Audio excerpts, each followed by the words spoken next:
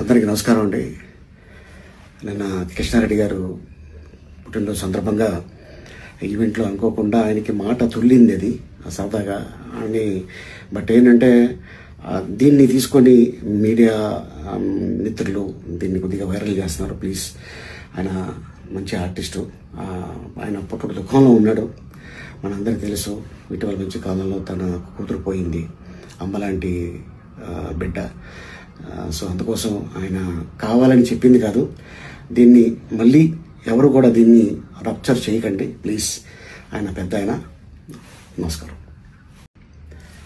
అందరికీ నమస్కారం అండి.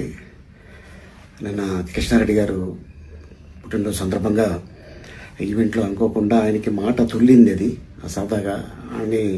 బట్ ఏంటంటే దీన్ని తీసుకొని మీడియా మిత్రులు దీన్ని కొద్దిగా వైరల్ చేస్తున్నారు. ప్లీజ్, ఆయన మంచి ఆర్టిస్టు. ఆయన పుట్టుక దుఃఖంలో ఉన్నాడు, మనందరికీ తెలుసు. ఇటీవల మంచి కాలంలో తన కూతురు పోయింది, అమ్మలాంటి బిడ్డ. సో అందుకోసం ఆయన కావాలని చెప్పింది కాదు. దీన్ని మళ్ళీ ఎవరు కూడా దీన్ని రప్చర్ చేయకండి ప్లీజ్. ఆయన పెద్ద ఆయన. నమస్కారం. అందరికీ నమస్కారం అండి. నిన్న కృష్ణారెడ్డి గారు పుట్టినరోజు సందర్భంగా ఈవెంట్లో అనుకోకుండా ఆయనకి మాట తుల్లింది. అది సరదాగా అని.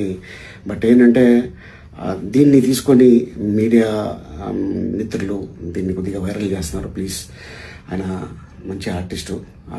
ఆయన పుట్టుక దుఃఖంలో ఉన్నాడు, మనందరికీ తెలుసు. ఇటీవల మంచి కాలంలో తన కూతురు పోయింది, అమ్మలాంటి బిడ్డ. సో అందుకోసం ఆయన కావాలని చెప్పింది కాదు.